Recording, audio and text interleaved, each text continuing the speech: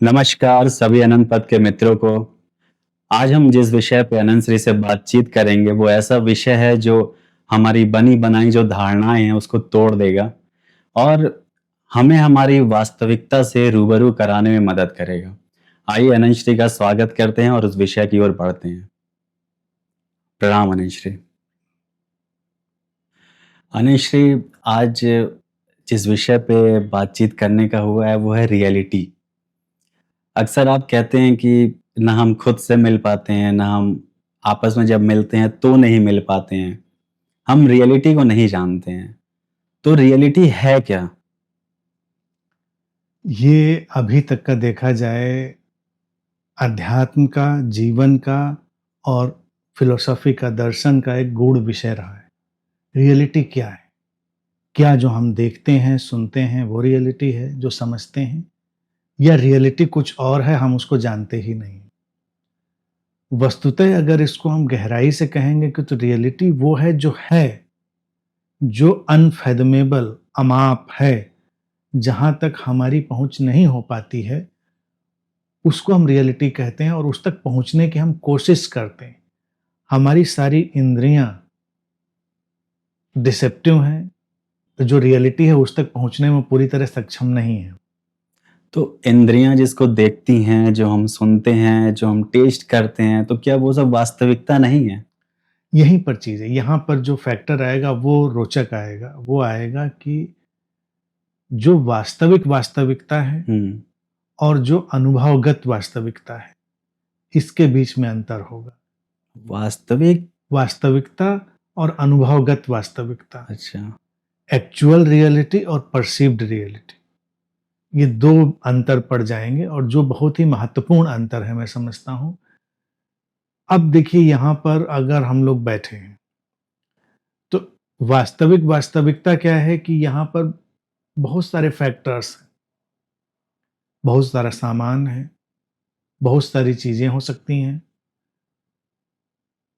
लेकिन जब हम देखेंगे तो हमारा जो डिजाइन है, जो बायोलॉजिकल डिजाइन है, वो हमेशा सेलेक्टिव है। कुछ देखेगा तो कुछ को छोड़ देगा। हम अगर देख भी रहे हैं तो एक बार में पूरा देख नहीं सकते। तो ये हुआ हमारी देखी गई वास्तविकता। अगर कोई पूछे कमरे में क्या था, अनंत श्री थे, कैमरा था, लाइट थी, लेकिन और भी बहुत कुछ था। और यही चीज हर चीज पर लागू होती, सुनने पर, सूंघने पर, स्वाद लेने पर।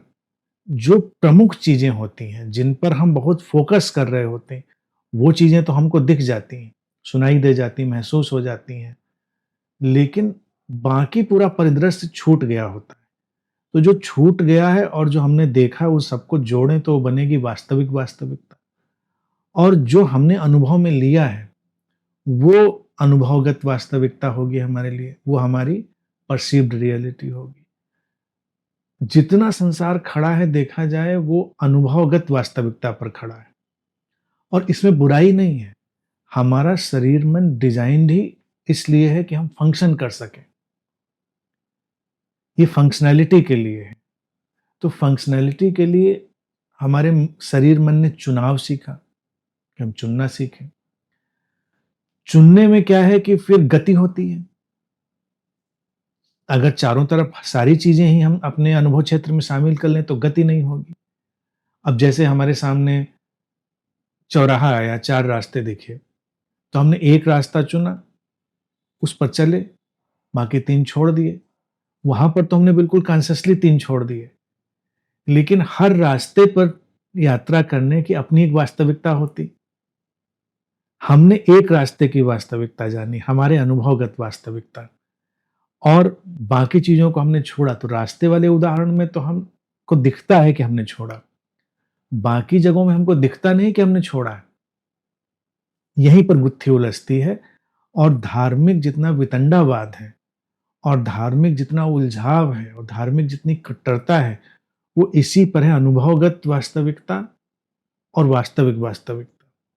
वो लड़ाई लड़ते हैं कि जो हमने जाना है वही वास्तविकता है, परसीव्ड रियलिटी। परसीव्ड रियलिटी, और एक्चुअल रियलिटी कुछ और है। जैसे मान लीजिए हम आपसे मिलें तो मेरे लिए क्या है रियलिटी? मैं आपको देखता हूँ, आपको सुनता हूँ, तो इसके बाद क्या है? ये रोचक बात है। यहाँ पर हम, तो मुझसे मिलो, किसी से भी मिलो, हुँ, हम किसी से भी आपस में जब मिलते हैं, हुँ, तो कभी हम वास्तविक व्यक्ति से नहीं मिलते। हम व्यक्ति की अपनी परसीव्ड रियलिटी से मिलते हैं। व्यक्ति की हमारे बारे में और हमारी दूसरे व्यक्ति के बारे में एक धारणा है, छवि है, इमेज है। तो हम उस धारणा और उस छवि के हिसाब से मिलेंगे। उसके सिवा मिलने का तो कोई उपाय नहीं है। हुँ, सारा डेटा और सारी जो इंफॉर्मेशन है वो तो वहीं से आई है। अब जब मिलेगा व्यक्ति, तो वो अपने साथ कुछ और भी फीचर्स डिस्प्ले करेगा, जो हमारी धारणा के अनुकूल और प्रतिकूल दोनों हो सकते हैं। अब हमारी धारणा अगर बहुत प्रबल हुई, तो हम अनुकूल बातों को अपने डेटाबेस में ज़्यादा डालेंगे, प्रतिकूल को हटा देंगे। और अगर हमारी धारणा अभी उतनी प्रचंड नहीं हुई, इमेज, तब क्या होगा कि हम प्रतिकूल को भी देखेंगे और फिर एक नई छवि बना लेंगे। तो इसीलिए छवियाँ और फिर छवियाँ, और छवियों से निकलती हुई फिर छवियाँ, तो ये एक इमेजेस का पूरा मेला खड़ा हो जाता है, तो हम किसी से नहीं मिलते। और दुनिया में शायद इसीलिए दर्द है सबको, वो वास्तविकता से उपजा हुआ दर्द है कि भाई मिलकर भी मिल नहीं पाते, कोई हमें जानता नहीं, समझता नहीं, कैसे कोई जानेगा, समझेगा। तो परसीव्ड रियलिटी देखा जाए तो फंक्शनल यूटिलिटी के लिए तो ज़रूरी है ना? हम्म तो परसीव्ड रियलिटी से हम एक्चुअल रियलिटी की तरफ बढ़ेंगे कैसे? बढ़ सकते हैं, हम बढ़ सकते हैं, हमको बढ़ना भी चाहिए। लेकिन क्या हम सचमुच में बढ़ना चाहते हैं, प्रश्न ये भी खड़ा रहेगा। हुँ, क्या हम सचमुच में बढ़ना चाहते हैं? क्योंकि मेजॉरिटी में, बहुतायत में व्यक्ति अपनी देखी गई वास्तविकता से अपना एक संसार बुन लेता है और वो उसमें ही रहना चाहता है, वो उससे बाहर नहीं जाना चाहता है। तो वो क्यों कर वास्तविकता तक जाना चाहेगा? वो एक्चुअल रियलिटी तक जाना ही कहाँ चाहता है? हुँ। तो कैसे बढ़ सकता है? नहीं, इसमें बढ़ने और ना बढ़ने का कोई विषय नहीं है। क्वेश्चन का वो है कि क्वेश्चन उठना चाहिए कि हमें बढ़ना है कि नहीं बढ़ना? हाँ, नहीं उठना चाहिए। मुझे लगता है कि इसकी कोई बहुत उपयोगिता नहीं है कि हम कहें कि हमें एक्चुअल रियलिटी तक जाना है। हमको अपनी परसीव्ड रियलिटी को एक्सप्लोर करना चाहिए, उस पर प्रश्न खड़े करने चाहिए, क्योंकि ये तनाव बना देगा अगर हम पहले से ही सोचेंगे कि हमको वास्तविकता तक जाना है, एक्चुअल रियलिटी तक जाना है, तो हम थोड़ा कंफ्यूज होंगे और तनाव में रहेंगे। उसको रहने दो। जो एक्चुअल रियलिटी है, वास्तविकता है, उसको रहने दो अपनी जगह पर। अभी उसकी बात नहीं उठाते। लेकिन हम निरंतर अपनी परसीव्ड रियलिटी पर, अपनी जो अनुभवगत वास्तविकता है, उस पर तो प्रश्न उठा सकते हैं।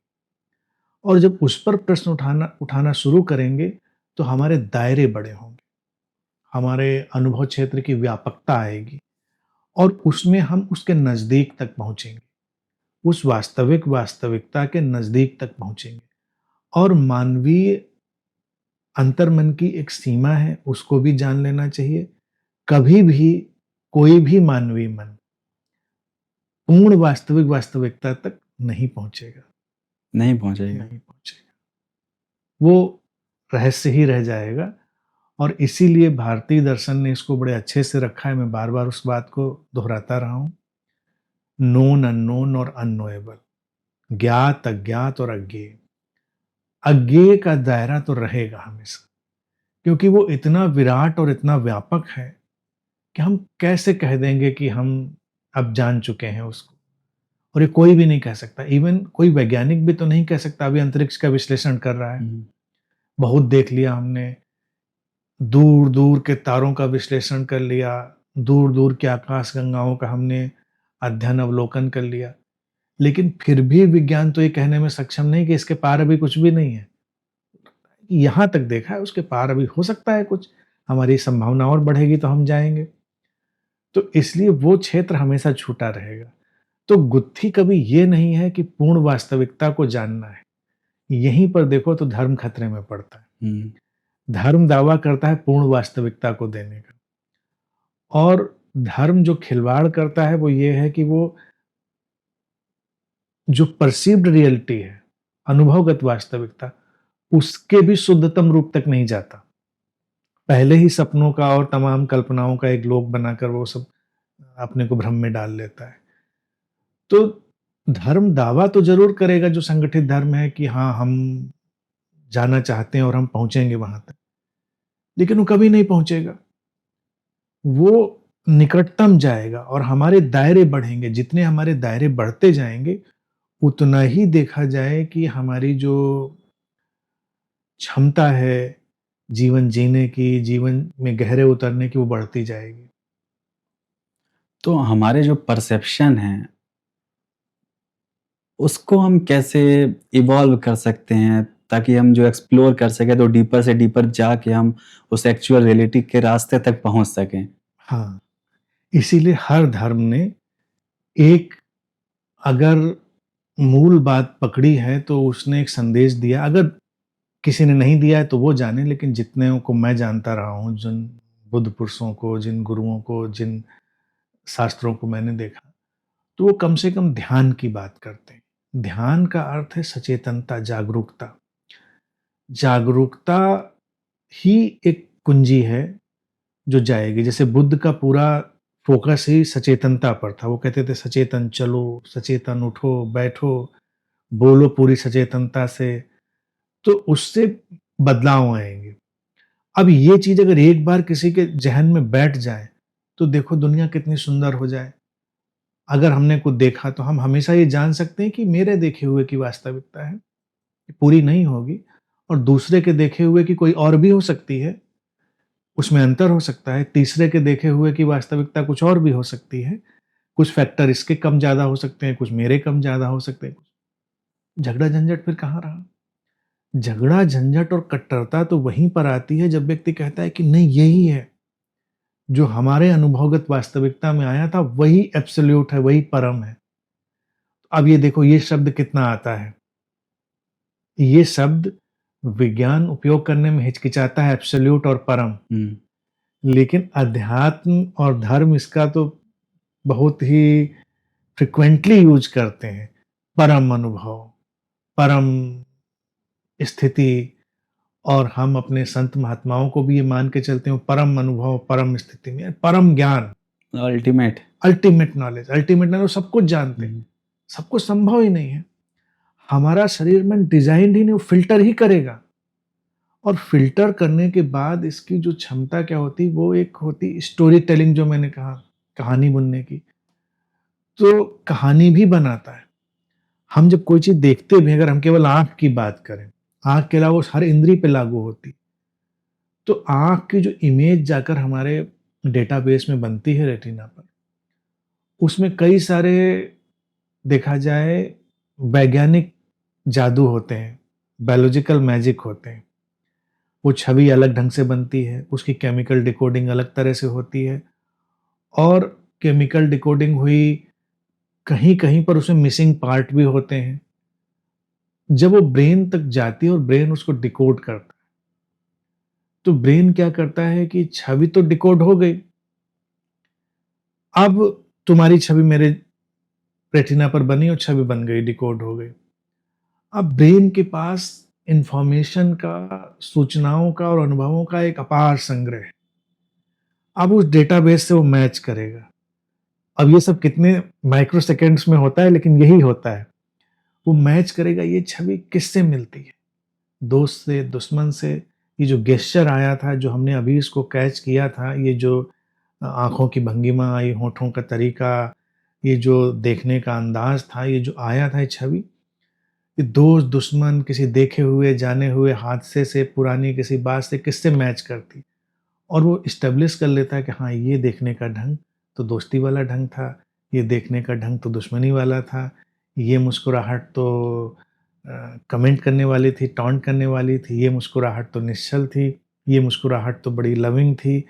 सारा डेटा को उसने असेंबल कर दिया, एक स्टोरी उसके साथ अटैच करी, और फिर उसने रिपोर्ट पेश कर दी।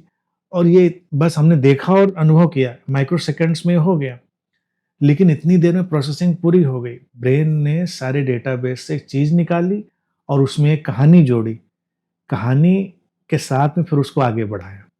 तो हमारा जितना भी परसेप्शन होता है वो माइंड ही क्रिएट करता है। माइंड ही क्रिएट करता है, मशीन तो वही है। जैसे मान लीजिए मैंने एक पेड़ को देखा, तो वो नीम का है, पीपल का है, किसका है, जब तक नाम मुझे नहीं पता था तब तक कैसे मैं देखूंगा उसको? मेरे लिए तो एक लकड़ी है, उस पे पत्ते लगे हुए हैं, तो वो रियलिटी क्या है? और मैं जब नाम जान जाता हूँ, पीपल है, नीम है, तो मैं उसको कैसे देखता हूँ? हाँ, इसमें अंतर पड़ता है। इस अंतर को देखा जा सकता है। ये अंतर रोचक है कि जब हमने आम का पेड़ देखा और हमको ये नहीं पता था कि आम का पेड़ है, तो हमारी परसीव्ड रियलिटी अलग है। और जब हम जानते हैं आम का पेड़ हमने देखा तो हमारी परसीव्ड रियलिटी अलग है। और इसको थोड़ा और पीछे ले जाएं कि वो बच्चा जब इसको देख रहा है, जिसको ये पता भी नहीं कि ये पेड़ है कि परिंदा है, ये क्या चीज है, जो पहली बार उसको एक्सप्लोर कर रहा है, तो उसकी परसीव्ड रियलिटी और अलग है, क्योंकि उसके डेटाबेस में तो ये भी नहीं पता कि पेड़ है। हमारे डेटाबेस में, हमारे मस्तिष्क के पास कम से कम ये पता है कि ये पेड़ है। तो आम के पेड़ को देखते ही उसने कम से कम ये तो बना ली छवि कि ये पेड़ है, तो उतने में तो क्लियर हो गया। लेकिन अभी उसकी पहचान बाकी है कि ये है क्या। आम है, नीम है, बबूल है, फल देने वाला है कि नहीं फल देने वाला, ये तो नहीं पता। तो जब नहीं पता है तो उसके अंदर एक एक्सप्लोरेशन है। और अभी भी जो ब्रेन और ब्रेन का सॉफ्टवेयर जो माइंड है, ब्रेन समझे मशीन और माइंड उसका जो सॉफ्टवेयर है जिसमें सारा सूचनाएं संग्रहित रहती। तो अब होगा क्या कि पत्तियां दिख रही हैं, टहनियां दिख रही हैं, तो किसी से तो मिलती जुलती दिख ही रही हैं हमको। तो उतनी देर में वो उसको इतना तो प्रोसेस कर ही डालेगा कि ये फ्रेंडली लग रहा है, जाना पहचाना लग रहा है, या कैसा लग रहा है, तो वो हमको इंफॉर्मेशन दे देगा हमारी परसीव्ड रियलिटी में। तो ये एक अंतर हो गया। लेकिन फिर भी अज्ञात का, अननोन का काफी कुछ बचा रह जाएगा इसमें, और वो रोचक होगा। लेकिन जब हम जानते हैं आम का पेड़ है, तो हमने देखा हाँ आम का पेड़ है, ठीक है, देखा और खट से वो डेटा खत्म हो गया। यहां पर भी एक पेंच रहेगा कि जो लोग और बारीकी से देखना जानते हैं, उनके अंदर डेटा का और प्रोसेसिंग होगी कि ये आम दशहरी का है, चौसा का है, ये आम लंगड़ा है, ये आम और कोई आम है। आम की तो कितनी वैरायटीज हैं। तो जो वैरायटीज को जानता है जो मन, उसके लिए अभी वहीं पर बात देखने की नहीं खत्म हुई है, उसकी परसीव्ड रियलिटी में भी और इंफॉर्मेशन ऐड होगी। लेकिन जो लेमैन है, जो आम के पेड़ को बस आम का पेड़ जानता है, उसका तो वहीं पर खत्म हो गया। आम का पेड़ है, आम का पेड़ है, वो खत्म बात, उसके आगे प्रोसीड नहीं हो रहा है।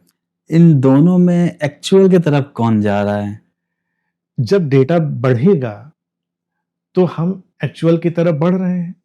तरीका यही है कि वास्तविकता का अर्थ ही है बिगर पिक्चर का क्रिएट होना, लार्जर पिक्चर का क्रिएट होना।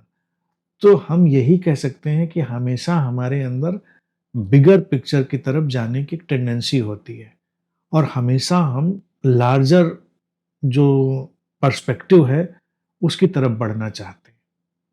तो ये डेटा प्रोसेसिंग, मान लीजिए मैं किसी अननोन जगह पे जाता हूँ, परसीव करने की कोशिश करता हूँ, तो डेटा मेरे पास उसके बारे में है ही नहीं, तो फिर कैसे मैं एक्सप्लोर कर सकता हूँ इस चीज को? नहीं, क्या एक्सप्लोर करें? व्यक्ति वस्तु कोई भी चीज हो जिसका डेटा है नहीं मेरे पास, तो मैं उसको कैसे देखूंगा या एक्सप्लोर करूंगा? हाँ, अब यहाँ पर अंतर ये होंगे कि एक बच्चा, एक ट्राइबल पर्सन और एक हम लोग पढ़े लिखे सिविलाइज्ड लोग, इन सबके परसेप्शन की रियलिटी अलग जाएगी। बच्चे के पास तो है ही नहीं अभी इंफॉर्मेशन, और अभी उसकी कहानी बुनने की क्षमता भी कम है। हम और जो ट्राइबल व्यक्ति है उसकी सूचनाओं का संग्रह कम है, तो वो कम सूचना के संग्रह से चलेगा, लेकिन उसके पास भी कहानी वाला मन तो आ चुका है। हम कोई कहानी भी बुनेंगे साथ में, हम उसको छोड़ेंगे नहीं। हम बिल्कुल नहीं जानते थे कि क्या चीज है, तो हम चीज तो देख लेंगे लेकिन उसके साथ कहानी अटैच कर देंगे। बिना कहानी के हम मान नहीं सकते। यहीं पर धर्म के मम्बो जम्बो की शुरुआत हुई। जैसे कि उसने देखा कि पानी बरसा, आंधी आई, आग जली, तो अब अगर वैज्ञानिक एक्सप्लोरेशन में जाएंगे तो पता चल जाएगा पानी कैसे बरसता है, आग कैसे जलती है, सब कैसे होता है। प्रिमिटिव माइंड क्या करेगा, वो आग के जलने को तो पूरी तरह नहीं जान पा रहा है कि ये क्यों जली, कैसे जली, तो कहानी अटैच करेगा। तो वो अग्नि देवता बन जाएगा, वो जल देवता बन जाएगा, वो वायु देवता बन जाएगा। वो कहानियों के बिना बात पूरी नहीं होगी, और कहानी के साथ लगता है कि बात पूरी हो गई। मन की ये बड़ी अनोखी और अभूतपूर्व क्षमता है कि जैसे वो कोई कहानी अटैच करता है उसके साथ, उसको लगता है बात पूरी हो गई, और फिर वो ठहर जाता है। तो तमाम चीजें ऐसे ही बनती गई जिनके बारे में कोई डेटाबेस नहीं था, और वो घटना हुई तो व्यक्ति ने उसके साथ कोई कहानी अटैच कर दी कि ये, और वो मन कहानी बुनने में लगातार सक्रिय रहता है। यही चीज हमारे संबंधों में होती है। हम किसी से मिले, अच्छा लगा बुरा लगा, अभी हमको पूरा पता नहीं था, और हमने दोस्त दुश्मन की या कोई भी कहानी उसके साथ अटैच कर दी। कहानी अटैच करने के बाद हम बड़े आश्वस्त हैं। कहानी के बिना जब मन परसीव कर रहा है तो बहुत बेचैनी में है, बहुत बेचैनी है, किधर जाएं, क्या करें, इसको किस कैटेगरी में डालें। लेकिन जब कहानी लगा दी हमने, हाँ दोस्त है, आराम से बैठ गए, दुश्मन है, आराम से बैठ गए।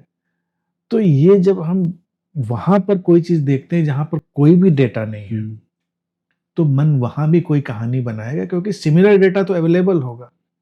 वो कोई सिमिलर डेटा उठाएगा, वो कोई समानांतर अनुभव उठाएगा, वो उस समानांतर अनुभव से कोई चीज पैदा करेगा। आध्यात्म जगत में देखें तो अनुभव को लेके जो लड़ाइयाँ होती हैं कि मेरा अनुभव ये था, वो भी कहानी वाले ही चीजें होती हैं। कहानी की चीज है। अगर ये वास्तविक वास्तविकता और अनुभवगत वास्तविकता के भेद को, परसीव्ड रियलिटी और एक्चुअल रियलिटी को इंसान बस समझ ले विनम्रता से, तो इस सारे धार्मिक झगड़े खत्म हो जाएं। हम ऐसे नहीं कहेंगे कि ये जो धर्म है ये कोई वास्तविकता है। हिंदू धर्म एक परसीव्ड रियलिटी है, किसी एक खास मन के ढांचे से देखी गई।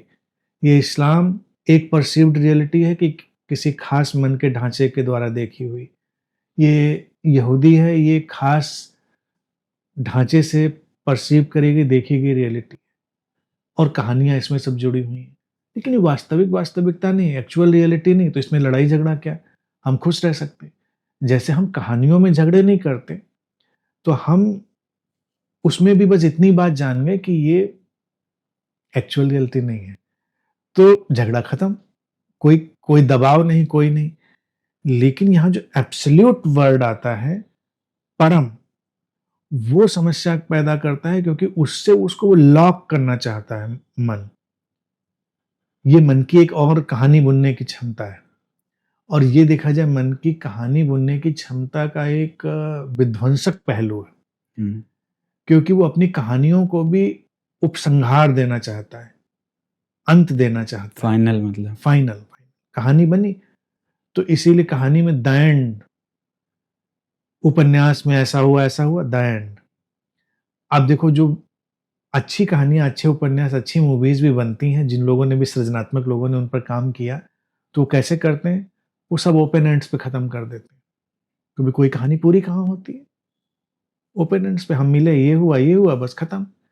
आपने इतना टुकड़ा देखा, लेकिन कहानी बनाने वाला मन उसको पूरा एंड चाहेगा कि दो लोग मिले, साथ आए, फिर अच्छे से रहने लगे, फिर सुखपूर्वक जीवन का निर्वाह करने लगे। पुरानी कहानियों में ऐसे होता था, फिर जैसे उनके दिन बहुरे ऐसे सबके दिन बहुरे, ये कह के कहानी खत्म। तो कहानी कहने वाले ने अपने आप के मन को एक धोखा ये दिया कि ठीक हो गया, बढ़िया हो गया। नहीं पता लगा उसी के बाद फिर कोई तूफान शुरू हो गया, ये तो हमको नहीं पता। तो मन द एंड देना चाहता है। तो इसीलिए जब ये धर्मों की परसीव्ड रियलिटी आई सामने, वो गलत नहीं थे, कोई भी गलत नहीं, दुनिया में कोई भी गलत नहीं होता। तो उन्होंने सोचा कि अब हम इसको विराम दें, तो उन्होंने कहा कि ये अंतिम वचन है, दिस इज एब्सोल्यूट ट्रुथ, ये जो आ गया है ऊपर से ये फाइनल ट्रुथ है। और फाइनल ट्रुथ पर फिर उन्होंने जोर दिया, फाइनल ट्रुथ पर तीर तलवार हिंसा इन सब का उन्होंने जोर डाल दिया कि हो ही नहीं सकता, इसके आगे तुम कुछ कह ही नहीं सकते, कर ही नहीं सकते, ये एब्सोल्यूट है, फाइनल है। फाइनल तो नहीं है, फाइनल कैसे हो सकता है? वो अगर वो कह देते कि परसीव्ड रियलिटी है, मुझे ऐसा लगा, तो बात खत्म हो जाती, फिर कोई झगड़ा झंझट नहीं रहता। अब एब्सोल्यूट में तो झगड़ा होगा कि भाई एब्सोल्यूट, अब तुम्हारा एब्सोल्यूट और मेरा एब्सोल्यूट, तुम्हारा परम मेरा परम अलग कैसे हो सकता है? यहाँ पर इसीलिए मैं बुद्ध की इतनी प्रशंसा करता हूँ और मैं इतना उनसे प्रेम करता हूँ, क्योंकि वो इन चीजों को बहुत अच्छे से जानते थे। उन्होंने अपने शिष्यों से एक बार कहा, कभी ये मत कहना किसी से कि बुद्ध ने ऐसा कहा, हमेशा ये कहना कि जैसा मैंने समझा। बुद्ध ने कहा, मैंने सुना, और जैसा मैंने समझा वो ये मत कहना कि ये उनके वचन हैं, उनके वचनों को मैंने जैसे देखा और समझा। बड़ी अच्छी बात थी, क्योंकि कोई भी किसी बात को टोटल रियलिटी की तरह देख ही नहीं सकता, वो तो अपनी परसीव्ड रियलिटी से ही देखकर कहेगा। तो इस तरह से चलने में तो कोई झगड़ा ही नहीं है, कोई कहीं झंझट ही नहीं है। तो हमारी जो अप टू डेट कंडीशनिंग होती है उसी से हम परसीव करते हैं चीजों को, परसीव करते हैं और अपने डेटाबेस को बढ़ाते चले जाते हैं। स्पेस एंड टाइम में अगर देखा जाए तो जो एक्चुअल रियलिटी है, क्या वो स्पेस टाइम में रहती है या बियॉन्ड स्पेस टाइम है? देखिए, बियॉन्ड वर्ड से लगता है कि वो कोई दूसरी दुनिया में है। बियॉन्ड से, बियॉन्ड वर्ड भी यहीं पर रियलिटी के बीच में बड़ा खूबसूरती से फिट होता है। Beyond perceived reality, beyond our senses, हमारी इंद्रियों की सीमा से परे। बियॉन्ड का मतलब नहीं इस दुनिया से कहीं परे, जो है, जो एग्जिस्ट करता है, जो है वही एग्जिस्टेंस है, वो व्यापक है। बियॉन्ड का मतलब उससे, हमारे परसीव्ड रियलिटी से वो बाहर है। लेकिन बियॉन्ड शब्द जब लोग उपयोग करते हैं तो उनको लगता है कि सब दुनिया से बाहर, तुम्हारी भी दुनिया से बाहर, मेरी भी दुनिया से बाहर। जैसे कोई बात मैं समझाना चाह रहा हूं और तुम समझने की कोशिश कर रहे हो, तो तुम कह सकते हो कि ये बियॉन्ड अंडरस्टैंडिंग है, मैं कह सकता हूं बियॉन्ड अंडरस्टैंडिंग है। लेकिन दोनों के कहने में बहुत फर्क हो सकता है। मेरे बियॉन्ड कहने में कई प्रकाश वर्ष का फासला हो सकता है, क्योंकि हो सकता है मैं बहुत आगे तक समझ रहा हूं और वहां के आगे मैं नहीं समझ रहा हूं, तो मैं कहता हूं बियॉन्ड अंडरस्टैंडिंग है। लेकिन यही बात दूसरा कहेगा बियॉन्ड अंडरस्टैंडिंग है, तो वो एक ही सेंटेंस नहीं है, ये वो उसकी अंडरस्टैंडिंग के बियॉन्ड, उसके बाहर परे है। लेकिन जब लोग कह देते हैं ट्रूथ इज बियॉन्ड, बियॉन्ड का मतलब यही है कि एक्चुअल रियलिटी को हम सेंसरी इंस्ट्रूमेंट से परसीव नहीं कर सकते, दैट इज बियॉन्ड। लेकिन परसीव रियलिटी में हम ये कह सकते हैं कि वो स्पेस टाइम में है स्पेस टाइम में। एक्चुअल रियलिटी भी स्पेस टाइम में, स्पेस टाइम में है, वो स्पेस टाइम में एक्चुअल रियलिटी भी, क्योंकि सब कुछ स्पेस टाइम में। इवन जिसको हम टाइमलेस कहते हैं, वो टाइमलेस भी टाइम का ही एक अलग परसेप्शन है। यहाँ तो बात थोड़ा सा अलग हो जाए। हाँ, टाइमलेस जब हम कह रहे हैं तो उसके कहने के लिए रिलेटिवली हमें टाइम का एहसास होना भी जरूरी होता है ना, तभी तो टाइम की रियलिटी को हम जान रहे हैं। तो अगर हम टाइम की रियलिटी को नहीं कह सकते हैं तो हम टाइमलेस भी नहीं कह सकते। लेकिन स्पेस तो फिर नगण्य हो गया ना, स्पेस तो नहीं रहा ना। स्पेस एक हम देखते हैं स्पेस स्थान की तरह, और एक हम स्पेस देखते हैं स्पेसियसनेस और एम्प्टीनेस की तरह। तो स्पेसियसनेस या एम्प्टीनेस का कोई एंड कहाँ पर है? स्पेस का एंड कहाँ पर है? कहीं नहीं। टाइम का एंड कहाँ पर है? कहीं नहीं है। तो जो कुछ होगा वो इसी स्पेसियसनेस और इसी टाइम की जोन में होगा, जो कुछ भी होगा। उसके आगे कहाँ होगा? उसके आगे होने का कोई मतलब ही नहीं, ना हम होंगे, ना बातें होंगी, ना ये अनुभव करता होगा, ना अनुभव होगा, तो उसका तुम्हें कोई मतलब ही नहीं रहा। फिर तो वो एक अलग ही चीज हो गई, फिर तो खो गई चीजें। तो इसलिए ये कोई नहीं कह सकता कि ये बियॉन्ड टाइम स्पेस है, तो बियॉन्ड टाइम स्पेस हम ही नहीं है। हम ही नहीं है तो बात खत्म हो गई। फिर हमारी रियलिटी तो हमारे परसेप्शन पर ही खड़ी है ना। जैसे हम सो गए, डीप स्लीप में गए उदाहरण के लिए, तो डीप स्लीप में हम गए तो उस समय इन ए वे टेक्निकली और थ्योरेटिकली हम इस चीज को कह सकते हैं कि वो बियॉन्ड टाइम स्पेस की घटना होती है। तो इसीलिए डीप स्लीप में कोई एक्सपीरियंस भी कहाँ है और एक्सपीरियंसर भी कहाँ है, वो तो जीरो स्टेट हो गई। न एक्सपीरियंस है न एक्सपीरियंसर है। लेकिन जब डीप स्लीप से हम बाहर आते हैं अभी, तो हम कह पाते हैं कि हम डीप स्लीप में थे। तो डीप स्लीप भी फिर टाइम और स्पेस में ही हुई। जो हमारी बॉडी की डीप स्लीप है वो टाइम और स्पेस में ही हुई, इसीलिए हमने उसको लौट कर बता पाने की क्षमता अर्जित करी। लेकिन उस समय कुछ पता नहीं था, इसलिए वजह से कह देते हैं कि बियॉन्ड टाइम स्पेस था। एग्जैक्टली उस समय कुछ नहीं पता है, लेकिन वो घटना वहीं घट रही है, क्योंकि ये बॉडी है, माइंड है, बॉडी माइंड में ही स्लीप है। बॉडी माइंड नहीं तो स्लीप का वजूद कहाँ पर है? फिर तो कोई वजूद ही नहीं। जब वजूद ही नहीं तो उसकी बात ही कहाँ हो सकती? उसको हम ढूंढेंगे कहाँ से? यहीं पर सब कंफ्यूजन होता है। लोगों को लगता है बियॉन्ड में हम ढूंढेंगे, कहते ईश्वर जो है वो बियॉन्ड है। हमारी परसेप्शन की रियलिटी में, परसेप्चुअल रियलिटी में ही ईश्वर है, अगर है। उसके बिना है तो कहाँ है? जैसे इस पर एक बार एक चिंतक थे, बर्टन रसेल, बहुत फेमस चिंतक, फिलोसफर, मैथमेटिशियन थे। तो उन्होंने इसी के लिए एक उन्हें टर्मिनोलॉजी फर्क यूज करी थी, लेकिन उन्होंने एक T pot experiment theory coin करी थी। उन्होंने कहा कि धरती सूरज के चक्कर लगा रही है और प्लेनेट चक्कर लगा रहे हैं, और उन्हीं के बीच में एक टी पॉट भी चक्कर लगा रहा है, वो अपनी ऑर्बिट में घूम रहा है। अब बताओ टी पॉट कहाँ है? टी पॉट तो कहीं नहीं है। तो कोई कहेगा कि नहीं, हमको नहीं पता चल रहा। अब वो कह रहे इस टी पॉट की एग्जिस्टेंस को प्रूफ करिए या इसको डिनाई करिए। तो चूंकि वो है ही नहीं, तो उसको ना प्रूफ कर सकते हो ना डिनाई कर सकते हो। गॉड है नहीं है, ये टी पॉट रियलिटी है कि लोग कहेंगे कि हम प्रूफ नहीं कर सकते इसलिए वो है, और हम प्रूफ कर नहीं सकते उसको। तो वो टी पॉट रियलिटी की तरह कि आपकी सेंसरी परसेप्शन में वो कहीं पर है ही नहीं चीज, तो आप उसको कुछ भी मानो, ABCDXYZ, उसको कोई भी नाम दे दो।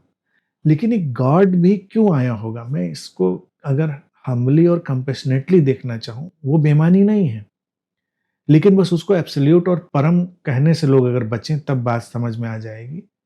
मानवीय जीवन का इतना व्यापक और इतना बड़ा अनुभव जो उसके किसी भी डेटाबेस में समाये ना, सब छूट जाए, सब सिरे उसके पकड़ से बाहर छूटते चले जाए, ऐसा कोई बड़ा और व्यापक अनुभव, ऐसी कोई बड़ी वास्तविकता जो उससे रूबरू हो गया, तो उसको मनुष्य ने गॉड कहना या ईश्वर कहना, परमात्मा कहना शुरू किया होगा। अतीत में रियलिटी पे बहुत बातें हुई थी, और आदि शंकराचार्य भी जब सत्य को बताने उसमें निकले थे तो उन्होंने अद्वैत बोला था, और बोला था कि संसार एक मिथ्या है। तो वो किस रियलिटी की बात कर रहे हैं कि बाकी सब मिथ्या है, एक है वास्तविकता? वो क्या है? एब्सोल्यूट ट्रुथ की बात कर रहे हैं वो? मुझे लगता है शंकराचार्य की टर्मिनोलॉजी जो भी रही थी वो यही बातें कह रहे थे जो इस समय हम लोग कह रहे हैं कि एक्चुअल रियलिटी और परसीव्ड रियलिटी, वास्तविक वास्तविकता और अनुभवगत वास्तविकता। तो उन्होंने कहा था कि संसार मिथ्या है, यानी कि जो अनुभवगत वास्तविकता है वही हमारा संसार है, और वो मिथ्या है, वो इल्यूजन है। मिथ्या का मतलब इल्यूजन, बेसलेस नहीं उन्होंने कहा था। और उन्होंने कहा कि एक ब्रह्म है जो परम सत्य है। अब वो ब्रह्म लोगों के लिए एक अलग कोई दुनिया की चीज बन जाती है, वो उसी एक्चुअल रियलिटी की बात कह रहे थे। उनका कहना था वो इन सबके परे भी है, अर्थात संघर्ष कोई नहीं करना है, हमको हमेशा थोड़ी अपनी निगाह व्यापक रखनी है। संसार माया है, इल्यूजन है, तो हमारी सारी परसीव्ड रियलिटीज उसको सही सही हम डिस्प्ले नहीं कर रही हैं। सही सही नहीं डिस्प्ले कर रही हैं तो हम बहुत सारी चीज़ों के जोड़ को देखने की कोशिश करेंगे, व्यापक बनाएंगे, अपनी दृष्टि को व्यापक बनाएंगे। जितना व्यापक बनाएंगे उतना ही हम शांति में जाएंगे। तो जो उनका ब्रह्म है वो ब्रह्म वही है जो निरंतर विस्तार में है। उसका शाब्दिक अर्थ भी यही होता है ना, that which is continuously expanding, जो निरंतर विकसित होता चला जा रहा है। तो ये वास्तविकता भी निरंतर विकसित होती चली जा रही है, क्योंकि निरंतर अप टू डेट कंडीशनिंग उसमें ऐड होती चली जा रही है। तो अप टू डेट कंडीशनिंग से निरंतर चीजें आगे चलती जा रही हैं। तो हमको यही देखना है कि चीजें हमारी परसीव्ड रियलिटी से हमेशा आगे होंगी। अगर शंकर के दर्शन को हम जीना चाहते हैं तो अद्वैत के मम्बो जम्बो में जाने के बजाय अद्वैत, अब अद्वैत क्या, जो दो नहीं है, सब मम्बो जम्बो ही बना रहेगा, हम समझ नहीं पाएंगे। अहंकार जो एक इल्यूजन है, सबसे बड़ा झूठ है ऐसा कहेंगे लोग। कौन सा अहंकार सबसे बड़ा झूठ है? ये आई सबसे बड़ा झूठ है, ये ईगो सबसे बड़ा झूठ है, ऐसे ही बात चलती है ना। नहीं, ये आई और ईगो झूठ नहीं है। आई और ईगो ने हमारी पर्सनैलिटी को क्रिएट किया है, परसीव्ड रियलिटी को क्रिएट किया है, और वो हमारी एक्चुअल रियलिटी के बीच में ब्रिज भी है। कौन सा ऐसा बुद्ध पुरुष हुआ, कौन सा ऐसी जागृत चेतना हुई संसार में जो आई के बिना फंक्शन करती है?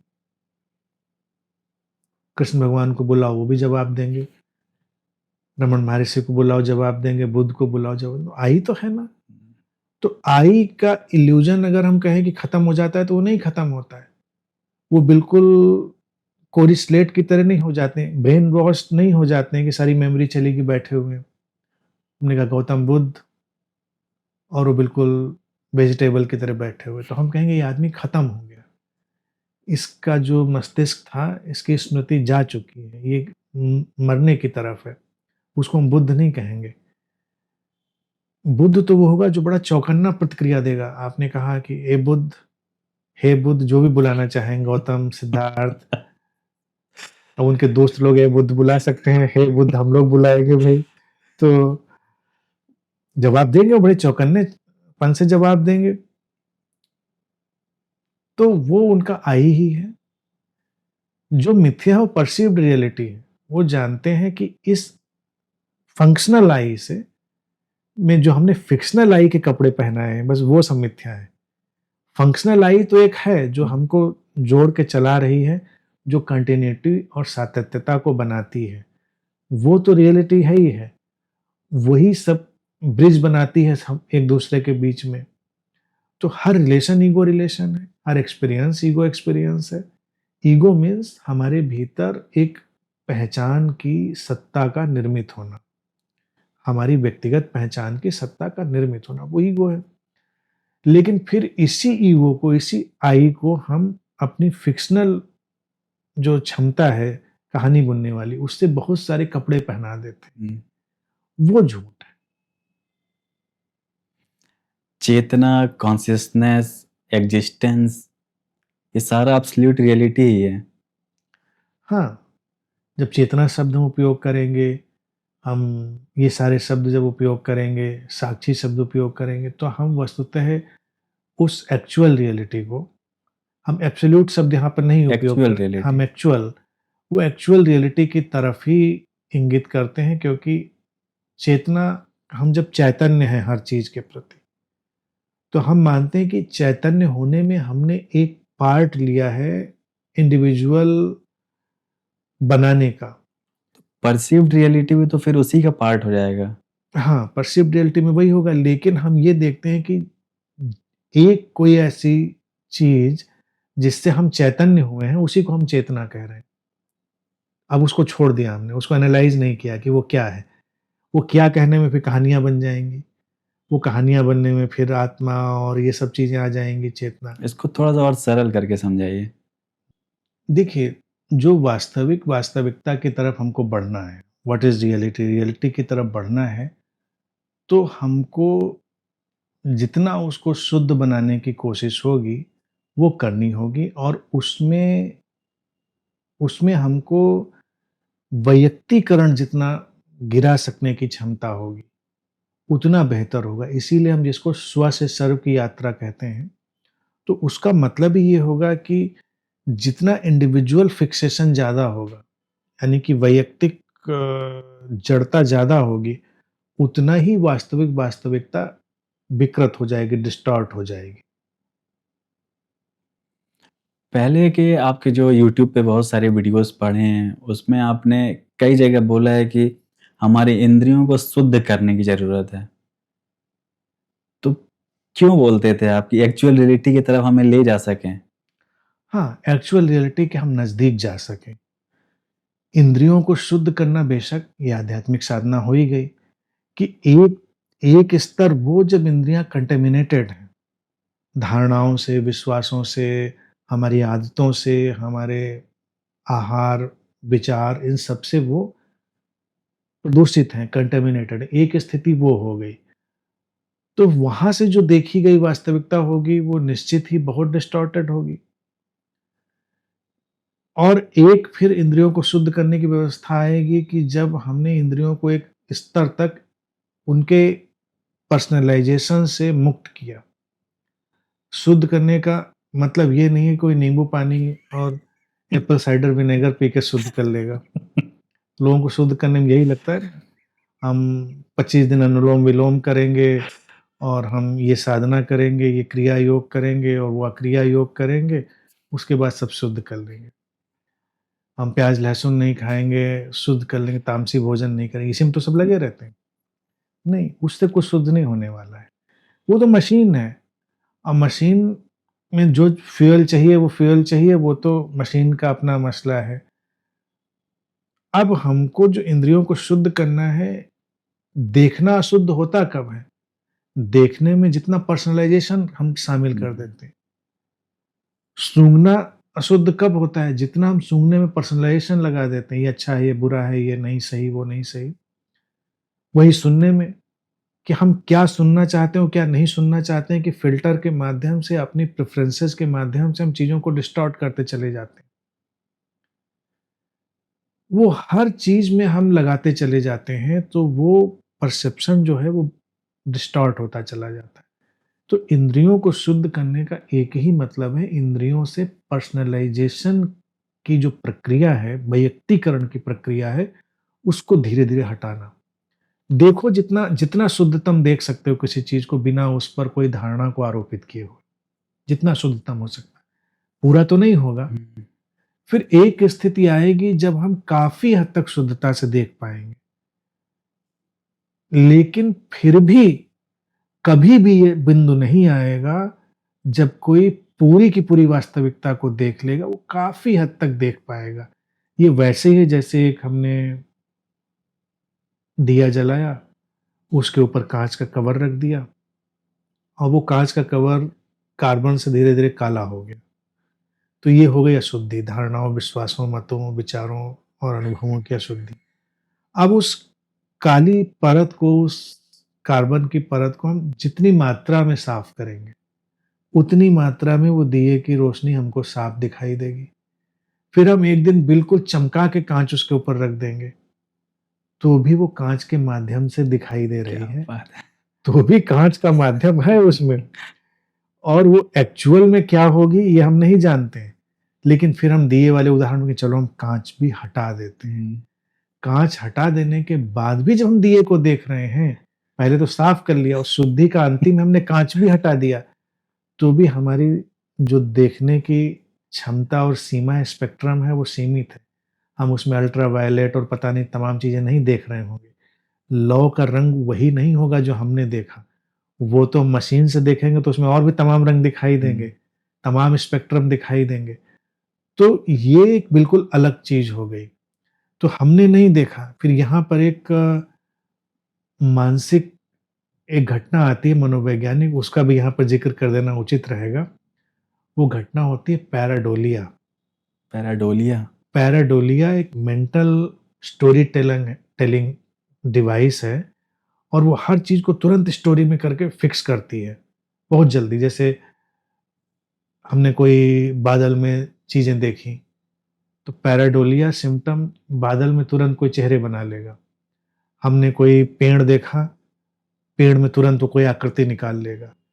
और ये पैराडोलिया सारी सेंसेस में होता है, ऐसा नहीं केवल विजन में है, सुनने में भी वो कुछ सुन लेगा। तो लोग हमने सुना, हम जा रहे थे रास्ते से तो किसी ने हमारी आवाज में बोला, हमको बुलाया। नहीं, किसी ने नहीं बुलाया, किसी ने कुछ बोल दिया किसी भी तरह से और हमारे मन ने उसको सिमिलर टू पकड़ा, सिमिलर टू, उसने बना लिया उस चीज को। तो अब जा रहे थे, घर में कोई बच्चा खेल रहा था और वो कहता बीप बीप, और माइंड ने हमारे पकड़ा, पैराडोलिया सिम्टम एक्टिव हुआ। उसने कहा कोई संदीप संदीप बुला रहा था, क्योंकि नियर टू पड़ गया, बीप बीप संदीप संदीप, तो पैराडोलिया। तो वो चीजों को बड़ी जल्दी फिक्स करता है। तो अब जब लॉ देखी तो लॉ में भी वो इम्पैक्ट आएगा। ये पैराडोलिया बहुत विकृत हो जाए तब तो पता नहीं क्या क्या बनाता रहता है। तभी तो लोगों को दर्शन होते हैं भगवानों के, इन सबके सारे दर्शन जो हैं वो पैराडोलिया इम्पैक्ट, हेलुसिनेशन प्लस पैराडोलिया इम्पैक्ट। लेकिन लॉ में भी हमें कहानी जोड़ देंगे, पैराडोलिया ऐसे दिख रही है, ऐसे दिख रही। एक्चुअल में वो कैसे दिख रही है ये हमको अभी नहीं पता, लेकिन वो इमेज को हमारे मन की story telling, pareidolia impact, hallucination impact और लिमिटेशन, उसने एक छवि दी, लेकिन वो वही नहीं है। तो इवन हम पूरा शुद्धिकरण कर देंगे, कांच भी हटा देंगे, तब भी जो हम देख रहे हैं वो एक्चुअल तो तब भी नहीं होगा, लेकिन एक्चुअल होगा। तो एक बुद्ध और एक गुरु क्या एकदम एक्चुअल रियलिटी तक पहुंच जाते हैं? नहीं, कोई भी शरीर मन के रहते हुए उस परम वास्तविकता तक नहीं जाता, और जाने की कोई जरूरत भी नहीं है। वो जाने का मतलब खत्म, द एंड। तो वो ऑप्टिमम, निकटतम तक जाता है। निकटतम ही ठीक है, क्योंकि उसी में इंटरेक्शन है, उसी में अंतर संबंध है। लेकिन जैसे आप बता रहे हैं तो ऐसा लग तो रहा है कि आप उस रियलिटी से आए हैं, तभी तो बता पा रहे हैं ना कि वहां कोई जा नहीं पाता है या ऑप्टिमम तक पहुंच सकता है। ऑप्टिमम तक हम देखकर उसको बताने में सक्षम हैं, इसीलिए क्योंकि ऑप्टिमम तक देखा गया है। बस यही मेरा कहना है। और जब वो एब्सोल्यूट जाएगी तो एब्सोल्यूट में फिर जीरो हो गया, फिर बॉडी माइंड भी जीरो हो गया, फिर वो भी चीज जीरो हो गई, और उसकी कोई प्रैक्टिकल यूटिलिटी नहीं, जिसको आप ब्रह्म कहते हैं। हाँ, उसकी कोई प्रैक्टिकल यूटिलिटी नहीं। हमारे यहाँ देखा जाए तो जीवन का मतलब ही प्रैक्टिकल यूटिलिटी। तो जहां तक प्रैक्टिकल यूटिलिटी वहां तक बातें जाएंगी, अनुभव जाएंगे, अनुभोक्ता जाएगा। उसके बाद तो कहानियां जाएंगी, उसके बाद तो कहानियां हैं उसके बाद। अनंत श्री, जैसे रियलिटी को हम समझ पा रहे हैं आपके माध्यम से, ऐसा लग रहा है कि बहुत सारी रियलिटी से भी हम रूबरू नहीं हैं, और विषय इतना बड़ा है, और आपने जो इंसाइट दी उससे तो और गहरा हो गया है विषय। अभी हो सकता है सुनने वालों को लग रहा हो थोड़ा जलेबी जलेबी सा हो गया है, लेकिन नहीं, अभी जलेबी को रसगुल्ला हम लोग बनाएंगे इसको। अभी तो ध्यान के अनुभवों की, जो मित्र आपके साथ आते हैं, हम लोग रहते हैं, उसमें जो वास्तविकता घटती है, कई सारी बातें हैं अभी जिसकी चर्चा करनी बाकी है। तो अगले एपिसोड में हम इसी विषय को आगे बढ़ाएंगे। प्रणाम अनंत श्री। सभी अनंत पथ के मित्रों का बहुत बहुत आभार, क्योंकि ये विषय बहुत ही बड़ा है और गहरा है, और हम क्या रियलिटी लेके चलते हैं, सभी मैं अनंत पथ के मित्रों से चाहता हूं कि कमेंट बॉक्स में अपनी रियलिटी, अपने प्रश्न जरूर डालें, और इस विषय को और एक्सप्लोर करने में हमारा साथ दें। मिलते हैं इसी विषय के साथ अगले एपिसोड में। नमस्कार।